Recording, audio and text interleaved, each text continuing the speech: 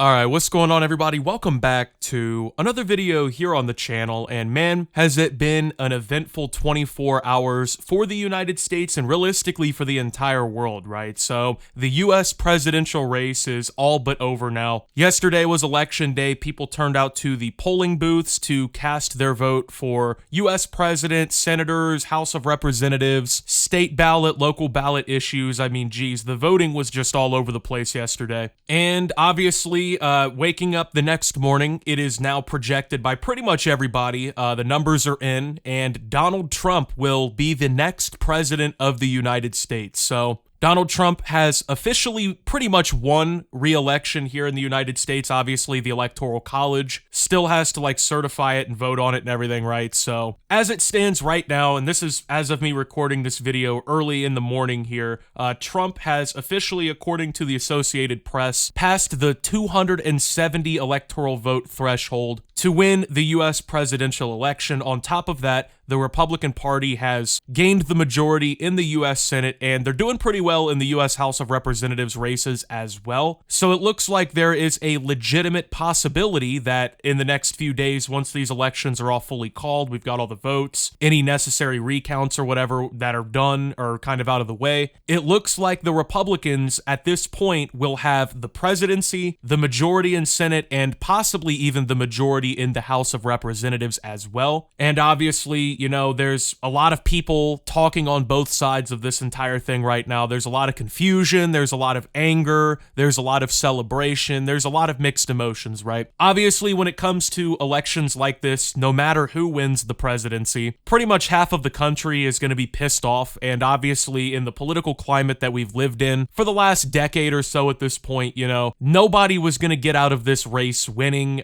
without somebody being pissed off about it, right? So if you go on pretty much any social media today, you're going to notice that Democratic voters are losing their fucking minds because Trump won again. Now, I don't know if everybody saw this coming before the election. You know, it was considered like a toss-up, and even me personally, I kind of went back and forward on who I thought was going to win this election. When it was Trump and Biden, I was pretty sure that Trump was probably going to beat Biden for re-election. Then, of course, you know, he ends up bowing out of the race. The Democratic Party basically thrusts Kamala Harris into the position of being the presidential nominee, and when she got in, I kind of thought for a while she was going to win it, and then it kind of went back and forward, you know, especially during the last couple weeks of the race. It just got so tight, right? It got so contested. So there were 7 major swing states in this election, and just looking at the numbers right now, it looks like Trump pretty much swept board. I mean, he won in Georgia, he flipped that back for Republicans, he won in North Carolina,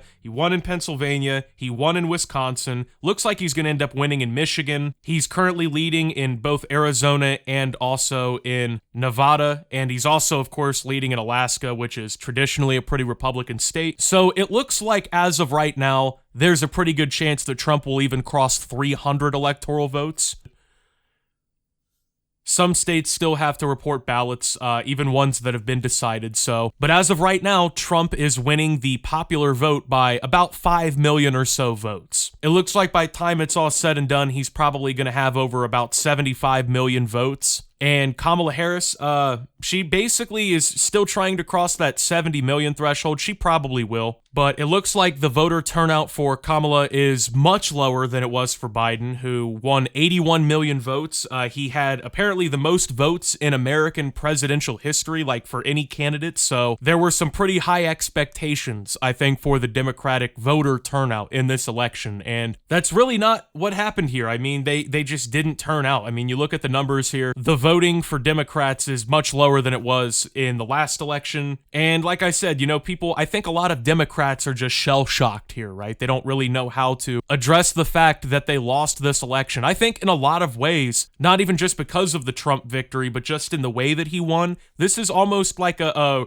flashback to 2016 when he upset Hillary Clinton to win the presidency back then, right? So, like I said, you know, half the country was going to be pissed regardless of the outcome here. here, right? Me personally, if I had to choose who would have been president, right, I probably would have wanted a new candidate from either party to be the president. I think that, the traditional way that we've been doing things really hasn't been working out too well. And I would like to see fresh blood, but obviously it's not what happened here. I mean, Kamala, she was a career politician, and she got nominated over, when Joe Biden got dropped out of the race and whatnot. Trump has already been president, so he already has been in office. So we're at the point now where, a lot of people, I think, are trying to come to grips with the reality that is setting in now. Now, I think some people are doing it pretty poorly, like Democrats, like I said, they're online. They're freaking the fuck out. They don't know who to blame. I've seen Democrat voters online, they're blaming every voter group. I've seen them blame, white supremacy. They've blamed the black voters in the South for not, letting Georgia, North Carolina, and all these places go red.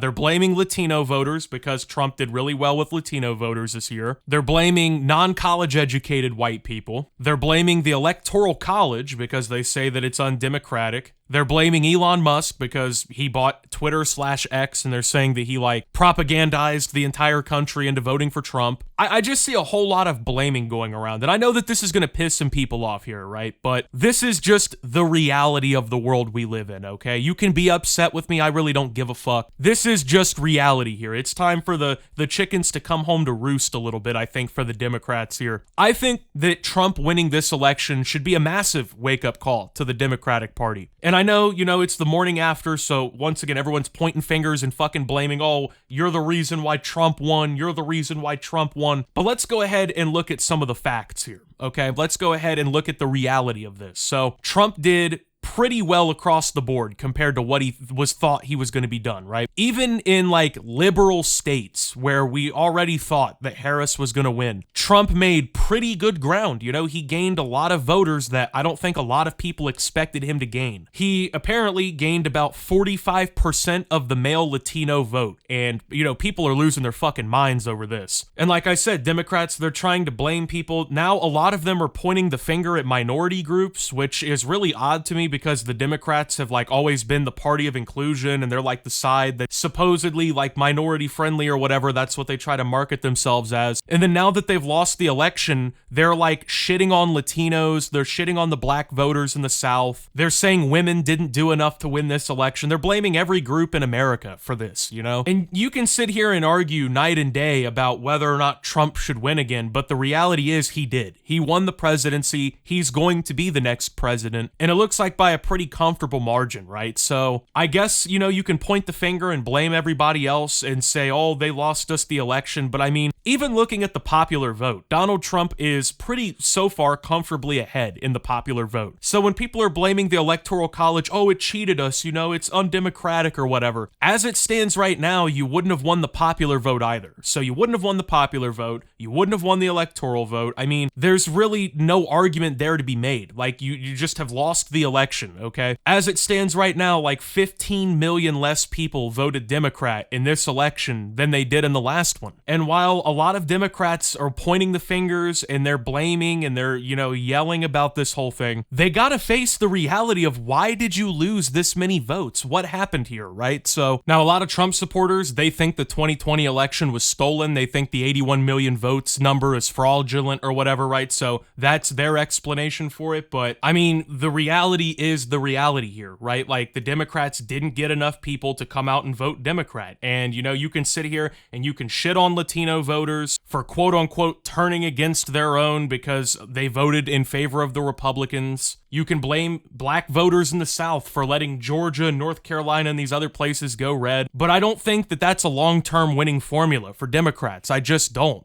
Every election, you try to cater to these minority groups. You try to win their votes. You try to, use them as part of the Democratic leverage. And then when you lose the elections, you want to lash them and attack them as if it's their fault that you lost the election. I mean, I don't think that long-term that's really going to hold over well with minority groups, know what I mean? I just really don't think so. And once again, you can be mad about hearing that. That's just the reality. Now, another big reason that a lot of these people are saying that Kamala lost the whole thing is because apparently people don't want to vote for a woman president because of misogyny. They just want a man to be president, which also just doesn't make sense because in 2016, Hillary won the popular election. If America was like so against the concept of a woman being president, I don't think that really would have happened. You know what I mean? I don't think that Hillary would have won the popular vote. And I mean, even Kamala, right? Like, she won a good amount of votes in a lot of places. You know, she's going to probably end up with over 70 million votes. If people didn't want a woman president that bad, I figure that that vote tally would be a lot less. I think people are just trying to come up with any reason at this point for how Trump won the election. But really, I think it just boils down to they're just simple things, right? Like, Democrats simply failed to pull in this country for this election. That's just reality. And you can be mad and you can call people idiots all you want. You can point the finger all you want. But that's not what's helping you win elections. I mean, the sooner the Democrats figure that out, the better, honestly, because they wonder why they keep losing middle America, and they wonder why they keep losing these battleground states like this. And now that, you know, Trump has won 2 elections, right? He wasn't supposed to in the grand scheme of things in a lot of these people's minds and whatnot. I get that, but here we are, you know, Trump is going to be the next president. So, and a lot of these people are also only focusing on the presidential election, right? Like, if Democrats ran well in this cycle, they probably also wouldn't have lost so bad in the Senate and in the House races. I mean, if it was all about, you know, oh, people only want to swing red for president, you know, that's what would have happened. They would have only voted for Trump and, you know, the Democrats would have controlled the Senate or they would have controlled the House. But as it looks right now, it looks like the entire country shifted pretty far red in this election cycle. It looks like the Republicans will probably have the majority in the U.S. House, the U.S. Senate, and in the presidency. So, I don't know. I just think there's a lot of reality that we have to come to terms with as a country with this election here, you know? We didn't do it in 2016 when Trump won. We didn't do it in 2020 when Biden won. And I don't know if we're going to do it now in 2024, but obviously this is the last race that Trump can run in and really win or do anything in. So this is probably, for the Republicans, the last hurrah until they find their next candidate. And I think both parties really are going to have to find some new candidates, some fresh blood that reinvigorates everything, because the majority of people probably were pretty dissatisfied with the candidate selection on both sides. I mean, most Americans are pretty fed up with both major political parties, you know? And I think with that being the reality, the Democrats have had opportunities to just like win this country over, not easily, but a lot more easily than they want to say that it is, right? I think that there's been more opportunity there. But personally, I think a lot of people, they were kind of shook by the whole thing that happened with the Democratic nomination. Like the idea that everyone was behind Biden one day, and then the next day, suddenly everyone had to be behind, you know, Kamala to be president. I think that threw a lot of people off. I think a lot of people have been dissatisfied with the Democratic leadership under the Biden administration. And I think that more people liked Trump as a candidate than they liked Kamala. And I mean, that's just apparent by the outcome of this result. So if you're mad at me that this is the result, that's fine. I really don't care. I mean, you being mad at me doesn't change the outcome of this election. You being mad at the Latino voters is not changing the outcome of this election. You pointing the fingers at anybody else, once again, not changing the outcome here. Simply put, if the Democrats wanted to win this election, all they had to do was go out and vote. And well, it looks like they got outvoted. At least as of right now, it looks like they got outvoted pretty widely across the board. And Donald Trump is going to be president. I didn't think that was going to happen again. It feels very surreal to say that. It feels very surreal to say that Trump basically won election again, right? Because like I said, this was such a toss-up battle. Even going up into the election, you know, people were very confused about who was going to lead, you know, who was going to win. There wasn't really any set given lead nationally for either candidate, right? Polls, depending on which side they kind of leaned politically, had their own projections. Going into the last couple days, Trump kind of gained some ground there, and as it seems, you know, it held pretty well through the election because he's won. He's probably going to be enshrined again. I mean, I don't know. It blows my mind that it was even actually him winning the popular vote, because he didn't win the popular vote when he won the first time, right? So he turned that around even for himself. And I mean, even when you look at like the Democratic strongholds, I mean, Kamala Harris had the worst performance for a Democratic candidate in New York City in decades when it comes to the election turnout. And these are places that are obviously heavily rooted Democrat strongholds. And I've seen, people say online, I don't know 100% if this is true or not. It's pretty hard to verify personally, but I've seen people say that there's not a single county in America where Kamala Harris outperformed Joe Biden's Democratic performance in the last election. So when all this finger pointing is going on about, oh, why did we lose the election? What happened? I think that's a lot of what had to do with it. Now, I don't know who the Democrats should have ran in her place. I mean, you had Marianne Williamson. At one point, you had Robert Kennedy Jr., right? Like, there's other options that were on the table, but I don't know. I mean, it's hard to say if any of them would have beat Trump. You know what I mean? Because it's a completely different election forecast. It's a completely different scenario. The debates probably would have went differently, right? Like, I don't know. It's just too different to, like, really predict what would have happened. But like I said, there's enough people in this country who dislike Trump, they don't trust him and whatnot, that the Democrats should have been able to win this election, but they didn't. Okay? And that's the reality that we live in. So Donald Trump will be the next president of the United States. And it looks like he's going to be doing so with a Republican Senate and possibly even a Republican House through the first couple years of his, presidency. So I don't know, man. These presidential election things, it's always weird to wake up the next morning. It always feels kind of surreal, to watch all of this happen or whatever, right? But I just want to end this video with one final message because I think that this is the reality that America needs to get back to, okay? Over the last decade, and truth be told, a lot of it has come during the Trump era, right? Because, Trump is a very polarizing candidate. He says a lot of things that people disagree with. He says a lot of things that, hurt people's feelings or they upset them. He's been called racist, bigoted, all these different things, right? Over the last decade, this country has become so politically entrenched on both sides that, people don't find common ground anymore, There's a good chance that when I upload this video, just simply announcing the news, I don't even tell you who I voted for, I don't even tell you who I supported, any of that, right? But just because I've announced the reality of the fact that Donald won the election and the Democrats didn't turn out like they needed to, I will probably lose supporters. And that's fine. That's okay. If you support Kamala Harris over me, or you support the Democratic Party over me in reality, that's fine. Feel free to unsubscribe or whatever you feel necessary, right? But in this country, we need to get to a point where we can find common ground again. We need to get to a point where neighbors don't fucking hate each other again. We need to get to a point where friendships and relationships aren't ended over politics. Everybody wants to say, oh, it's embarrassing that Trump won the candidacy. America is embarrassing. To me, what makes America embarrassing is the fact that no matter who wins the election, half of the country can't accept the results when it happens. And we have to always find some way to dig that trench deeper. Okay, so whether you're a Kamala Harris supporter, whether you were a Joe Biden supporter, whether you're a fucking communist, whether, you're a fucking Trump supporter to the day you die, I just want to say you matter in this country and people should care about you and your input should matter. And the way that you feel about things should matter. And the fact that no matter what, half this country seems to think that that shouldn't be the case, I think is a really fucked up thing. So whether this is how you wanted the political race to end, or whether this is like the worst possible outcome for you, I just wish that more people in this country would look forward with hope. And with, the idea that we support our country regardless. Because we should, as Americans, we should support this country no matter what. We're all in this boat together, we're all in this fucking thing together, right? And sure, a political sign in the yard might be,